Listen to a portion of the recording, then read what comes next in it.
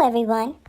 As a cat, I have observed that people often say, God will supply my needs, but they don't really believe it in their hearts. In fact, my human grandma says, people have more faith in their cars than they do in God.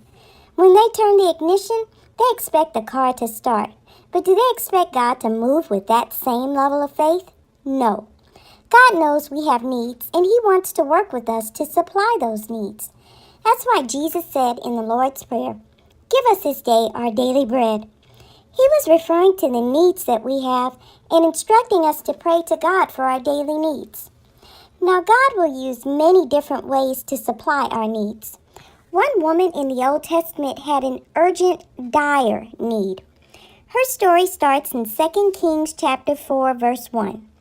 One day, the widow of a member of a group of prophets came to Elisha, who was the lead prophet, and cried out, "My husband who served you is dead, and you know how he feared the Lord.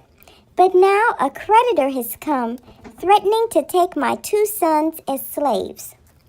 The woman's husband had died while owing money to someone, the creditor, who said now that the husband was dead, he would take their 2 sons as payment for her dead husband's debt. Since women in those days depended on the men in their families for survival, she would have been in a very bad place if she lost both of her sons as well as her husband. So then verse 2 says, Elisha replied to her, "How can I help you? Tell me, what do you have in your house?" "Your servant has nothing there at all," she said, "except a small jar of olive oil." So she didn't have much to work with, but for God's purposes it was more than enough. Verses 3 and 4 said, And Elisha said, "Borrow as many empty jars as you can from friends and family. Then go inside and shut the door behind you and your sons. Pour oil into all the jars, and as each is filled, put it to one side." Now remember this, she only had 1 small jar of olive oil to start with, and Elisha is telling her to find all the empty jars she can and fill them up with the little oil that she has.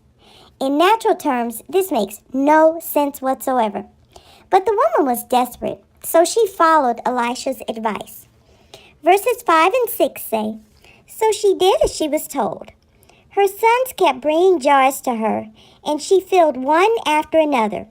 Soon every container was full to the brim. "Bring me another jar," she said to one of her sons. "There aren't any more," he told her. And then the olive oil stopped flowing. Can you imagine?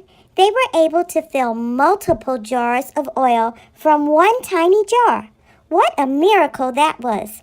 Especially since in those days, olive oil was very precious and costly.